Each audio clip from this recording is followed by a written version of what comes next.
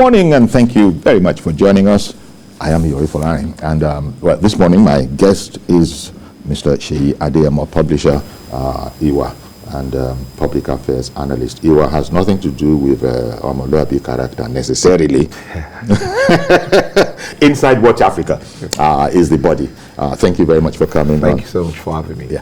And we also have with us remotely, once again, the INEC National Commissioner in charge of voter education and information, Mr. Festus Okoye. Good morning, Mr. Okoye. Yeah, good morning. Thank you very much for joining us again in recent time. And that's because in the aftermath of the elections that have just been concluded, we've been trying to, take another look, so to speak, at the whole electoral process, and there are a number of questions. Now, let me just start off first, if you don't mind, by looking at your title. You're the INEC National Commissioner in charge of voters' education and information. I wanted to ask how much of information and voters' education is out there. Are you satisfied that we're getting out as much as can be in terms of educating ourselves, educating Nigerian folk on the intricacies, subtleties of the whole electoral process? Well, I think that we are doing our best within the confines and ambit of the resources available to the Commission.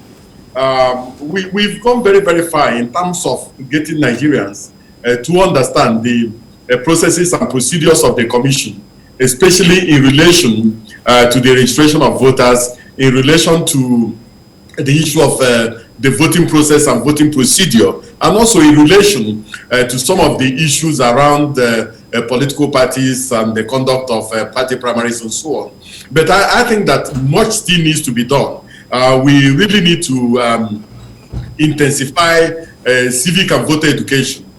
And for me, and for the Commission also, the issue of educating Nigerians, especially on the electoral process, is a multi-stakeholder engagement. The political parties have a responsibility to make sure that they educate their members and also educate them in relation to the whole gamut of the electoral process. Civil society groups and organizations are doing their bit. The media are also intensifying the issue of engagement with the electoral process. So it's a multi-stakeholder venture, and I think that much still needs to be done, but within the limits of our resources and within the limits of our ability, we are doing the best we can in the circumstances. All right. Well, let me bring that same question to Seyi in studio, because he's one of those groups, because there are other interest groups. His group inside Watch Africa, Nigeria is part of Africa, but you keep your eye on the ground. That statement there that it's a multi-stakeholder approach. INEC, yes. How would you evaluate the contribution of groups that are concerned with electoral matters in terms of this information? Because INEC has just said, well, Mr. Okoye, speaking for INEC, that's his special function.